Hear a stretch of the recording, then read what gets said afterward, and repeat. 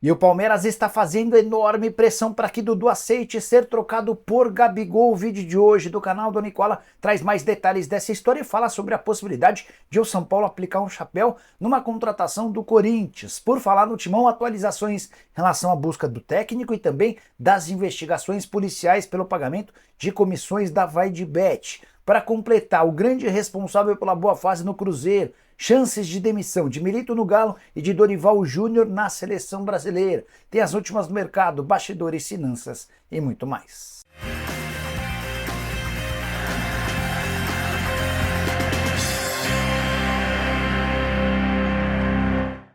Fala aí pessoal, eu sou Jorge Nicola, bem-vindos a mais um vídeo do canal, sempre bom ter vocês por aqui. Antes de mais nada, deixa eu só pedir para deixar like, se inscrever no canal e ativar todas as notificações, combinado?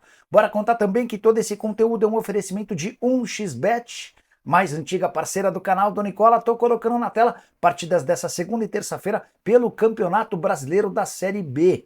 Acho que o Avaí bate o Novo Horizontino, cotação boa de R$2. Acho que dá Amazonas ou empate no confronto contra o Vila Nova. Na terça-feira tem Mirassol e CRB, vou de vitória do Mirassol. Só para lembrar, Copa América e Euro retomam os seus jogos nessa terça-feira, não há partidas da Série A nessa segunda. Para você participar no XBET e concorrer a uma promoção super simples, link no comentário fixo, clica, faz o cadastro, utiliza um promo code Nicola para ter direito a 100% de bônus no valor do seu depósito. Combinado? Bora começar o vídeo com aquele tradicional giro de notícias e a primeira informação é sobre o Vasco. Pedro Martins anunciará nas próximas horas o seu desligamento do Cruz Maltino. Pedro, que foi substituído pelo Marcelo Santana e vinha atuando de forma provisória, está ajudando nesse processo de transição para o novo executivo de futebol. Vasco que venceu por 2-1 o Internacional fora de casa e está cada vez mais distante da zona do rebaixamento. Quero falar também sobre o Atlético Paranaense. Alexandre Leitão não é mais o CEO do clube, divergências com Mário Celso Petralha. Por falar no Furacão, o Atlético avançou na contratação de Martim Varini. Ele era auxiliar técnico do Paulo Pesolano e deve chegar ao Furacão como novo comandante. Preciso contar também a respeito do Juventude. Menor folha salarial da Série A, 3-0 em cima do Grêmio desse domingo em Caxias do Sul. E o Juventude ainda está trazendo 3 reforços para a janela que começa nessa quarta-feira. O meio atacante Guilherme Castilho, que estava no Ceará, o atacante Diego Gonçalves, que estava no interior de São Paulo, além do centroavante equatoriano Rony Carrilho, que vem do futebol português. Bora falar agora sobre a chance de Dorival Júnior ser demitido. Essa especulação ganhou muita força por conta das imagens do Dorival excluído de uma roda de atletas antes da decisão por pênaltis que causou a eliminação da seleção brasileira na Copa América, vale a lembrança. O Brasil empata no tempo normal com o Uruguai e perde nos pênaltis, eliminado nas quartas de final. Brasil que ainda não perdeu sob o comando de Dorival Júnior, mas emplacou uma sequência muito ruim, especialmente na Copa América, uma única vitória contra o Paraguai e 3 empates, contra Costa Rica, Colômbia e Uruguai. Desde que foi contratado, o Dorival disputou 8 partidas com 3 vitórias, Inglaterra, México e Paraguai, e 5 empates, além das 3 que eu já citei, empates com Espanha e Estados Unidos. Antes de gravar esse vídeo, conversei com uma pessoa muito próxima do presidente Edinaldo Rodrigues, da CBF. A pessoa disse, abre aspas, chance nenhuma de o Dorival Júnior cair. Pode cravar que ele não cai, fecha aspas, descartemos tal possibilidade, tá bom? Quero falar agora sobre o Fluminense, muito ameaçado de rebaixamento. Mais uma derrota nesse final de semana, o time perdeu fora de casa por 1-0 pro Fortaleza no Castelão. E de acordo com o site Chance de Gol, o Fluminense está muito perto de jogar a Série B. Esse site que calcula chances de título, de rebaixamento, entre outras coisas, afirma que o Fluminense tem 93% de chances de ser rebaixado. Na sequência, com mais chances o Vitória, 54%, o Vasco em terceiro, confesso que eu não entendi essa conta. O Vasco com 46%, seguido do Corinthians com 41%, Atlético Goianiense com 35%, Criciúma 33% e o Cuiabá com 30%. O Grêmio, mesmo na zona do rebaixamento, tem só 25% de chances, de acordo com o site Chance de Gol. Decidi olhar um outro site, esse com o qual eu já tenho bastante acesso, analiso há bastante tempo os números do pessoal da Universidade Federal de Minas Gerais. O pessoal da análise de matemática afirma que a chance de rebaixamento do Brasileirão hoje é a seguinte: Fluminense com 88%, no Atlético Goianiense com 58%, o Corinthians com 56%, o Grêmio com 45%. Para completar, Vitória 44%, Cuiabá 36% e o Vasco com 31% de chances de decola. Bora mudar de assunto e falar sobre Gabriel Milito. Treinador do Galo corre risco de demissão nesse domingo 3-0 contra o Botafogo no Rio de Janeiro. Outra atuação muito ruim do Galo. Uma vitória nos últimos 7 jogos. Uma vitória, 2 empates e 4 derrotas, as 4 derrotas feias. 4-2 para o Palmeiras, não, 4-0 para o Palmeiras, 4-2 para o Vitória, 4-2 para o Flamengo e 3-0 para o Botafogo. Terceira pior defesa do campeonato. O Galo estacionou nos 18 pontos conquistados, é só o 12º colocado depois de 14 rodadas. De qualquer forma, posso assegurar para vocês que o Milito não será demitido, isso nem está sendo debatido e discutido internamente. O Atlético sabe que os vários desfalques por conta de lesões e convocações para a Copa América atrapalharam demais o planejamento. Com a volta desses caras da Copa América, retorno de lesões, além dos contratados que ficam à disposição a partir da quarta-feira, o Galo tem convicção de que o Milito vai poder retomar o bom trabalho. Se isso não acontecer, mais para frente discute-se a possibilidade ou não de dispensa do treinador argentino. Queria contar também que os 4 R's, Rafael e Rubens Menin, o Ricardo Salvador e o Ricardo Guimarães, o Renato Salvador e o Ricardo Guimarães, o Renato e o Ricardo já nem participam mais de forma tão ativa da direção, mas esses 4 foram muito criticados por torcedores do Galo nas redes sociais. Teve até pichação na sede do Atlético contra os 4 R's. Situação delicada de um Galo que prometia bastante e tem entregado muito pouco. Bora falar agora sobre o grande responsável pela ótima fase do Cruzeiro. Antes de gravar esse vídeo, conversei com uma das pessoas mais importantes do departamento de futebol do Cruzeiro, na era Ronaldo Fenômeno, um dos responsáveis pela montagem do elenco. Essa pessoa pediu que eu não a identificasse, mas essa pessoa afirma que o Cruzeiro é só o que o Cruzeiro é o 7º colocado, com 23 pontos, bem perto do G6 e muito distante da zona do rebaixamento, por conta de uma pessoa, Fernando Seabra. A avaliação interna de pessoas que trabalharam com o Ronaldo Fenômeno é de que o Seabra foi a grande sacada da atual diretoria. Vale a lembrança de que o atual elenco, que faz ótima campanha, é praticamente o mesmo que correu o risco de rebaixamento na temporada passada. Foram pequenos os acréscimos. O Barreal ajudando agora, mas enfim, a base é absolutamente a mesma. Todos os 7 reforços contratados pelo Pedrinho BH só terão chance de estrear a partir do dia 10, quarta-feira, quando abre a janela por aqui. Diante desse cenário, vou até destacar a frase dessa pessoa com quem conversei, abre aspas, a grande diferença desse time é o Seabra. Mantivemos a base do ano passado com alguns acréscimos importantes, mas o principal segredo foi a entrada do técnico. Quase todos os jogadores cresceram demais de produção graças ao trabalho do Seabra, fecha aspas. Queria que você, torcedor do Cruzeiro, respondesse, concorda, discorda? O Seabra merece de fato essa relevância e essa referência toda? Use o espaço para comentário para deixar sua opinião. Antes de arrematar, só lembrar que o Oliveira, zagueiro / volante, que pertence ao Cruzeiro, está sendo emprestado ao Kyoto do Japão. Operação de $1 milhão, operação de compra. Caso o Kyoto queira ficar com o atleta, a opção será de $1 milhão por 60% dos direitos econômicos. Quero falar agora sobre a chance de o São Paulo dar um chapéu no Corinthians. Vale a lembrança de que há semanas o Corinthians negocia a contratação do colombiano Christian Borja. 31 anos de idade, jogou bastante tempo no Sporting, disputou a última temporada pelo Braga e está livre no mercado. Não precisaria pagar nada para contratar. A operação com o Corinthians não foi concretizada e durante o fim de semana houve quem dissesse que o São Paulo está atravessando a negociação para contratar o Borja. Entrei em contato com um dirigente importante do departamento de futebol do São Paulo e ouvi o seguinte, abre aspas, não fizemos contato com o Borja, posso te garantir isso. A gente acha ele um bom jogador, analisamos o perfil, mas nesse momento o foco ainda é o Alexandro, fecha aspas. Então, São Paulo entende as condições do Borja, é possível até que ele tenha sido sugerido, oferecido ao São Paulo, mas enquanto não se esgotar a negociação com o Alexandro, o Tricolor não pensa em fechar com o Borja, então essa ideia do chapéu nesse momento parece descartada.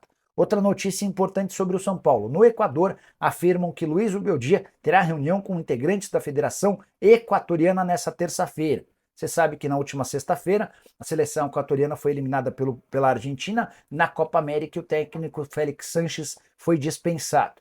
A Federação Equatoriana trabalhava com 3 nomes e, de acordo com a imprensa local, o Zubeldia foi o escolhido para substituir o Félix Sanches. Até por isso, nessa terça-feira, vai haver uma reunião entre a Federação Equatoriana e o Zubeldia. Entrei em contato com esse dirigente do São Paulo para perguntar se existe a preocupação em relação à perda do técnico. A resposta, até agora, não há nada que a gente possa fazer, fecha aspas. Só para lembrar, a multa rescisória do Zubeldia no São Paulo é de 3 salários, o equivalente a mais ou menos 3 milhões de reais.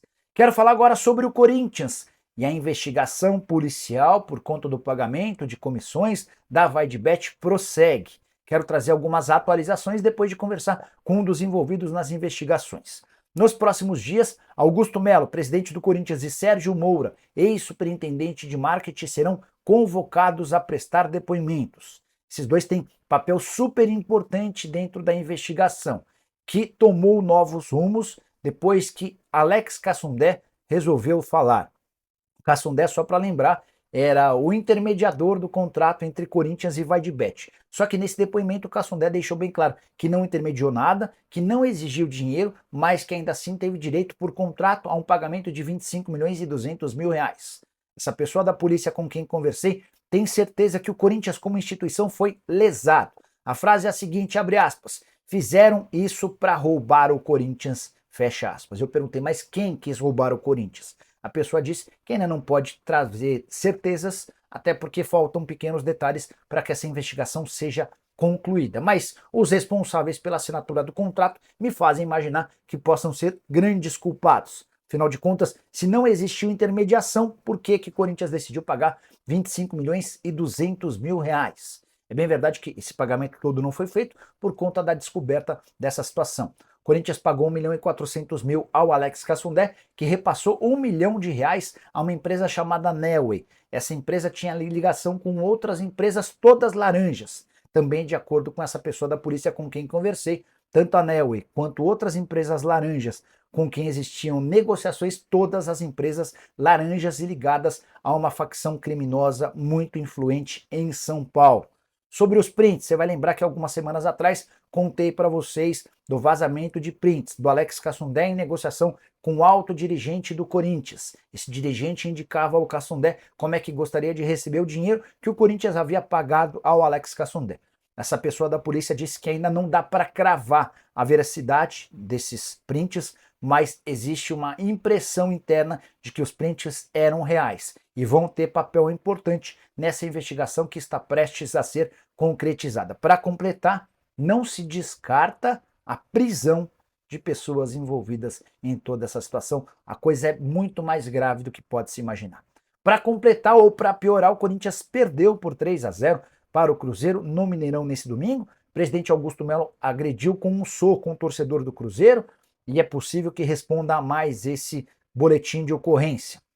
A derrota do Timão manteve o clube na zona do rebaixamento, 17º lugar, com apenas 12 pontos conquistados em 15 jogos. Sobre técnico, o Corinthians tem um acordo com o Fábio Carille, mas ninguém tem certeza se o Corinthians vai efetivar esse acordo, exatamente como aconteceu com o Ramon Dias. Com detalhe, com o Ramon Dias nem existia multa, bastava efetivar aquilo que havia sido combinado, o Augusto Melo recuou. Sobre o Carille, existe um acordo com o técnico, mas o Timão precisa depositar 2,5 milhões de reais de multa nas contas do Santos, senão não haverá acordo. E existe a preocupação na Vila Belmiro, mais especificamente do Carille, de que esse pagamento não seja feito. O Santos, preocupado com essa situação, já entrou em contato com o Cuca, meio que como um plano B, caso o Carille de fato vá embora. Se o Carille não for contratado, o Corinthians volta a estaca zero e precisa urgentemente de um técnico. Não dá para dizer que o Rafael Larrutia, que era o técnico do Sub-17 até outro dia, está pronto para comandar o Timão. E aí só para arrematar, notícia triste, um acidente nessa madrugada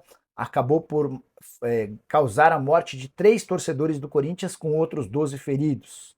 Um ônibus que levava torcedores do Corinthians do Espírito Santo. Eles saíram do Espírito Santo e foram ao Mineirão assistir o jogo. Durante a madrugada, por volta de 1h30 da manhã, esse ônibus acabou batendo na BR-262, no trevo de Iúna, já no Espírito Santo, contra uma van. 3 torcedores morreram, outros 12 ficaram feridos. A gente deseja muita paz e lucidez para os familiares que perderam seus entes. Bora falar agora sobre a chance de Gabigol ser trocado por Dudu com o Palmeiras. Disse para vocês uma semana atrás, em primeira mão, que essas negociações existiam. durante o final de semana, afirmei que o Dudu não gostaria de ser trocado pelo Gabigol. Ele não pretende deixar o Palmeiras até o fim dessa temporada, mas existe uma pressão gigante do Palmeiras para que o negócio ocorra. E por trás dessa pressão, imagino eu, também esteja o Abel Ferreira. Você quer um exemplo? Nesse domingo, o Palmeiras venceu o Bahia por 2-0 no Allianz Parque.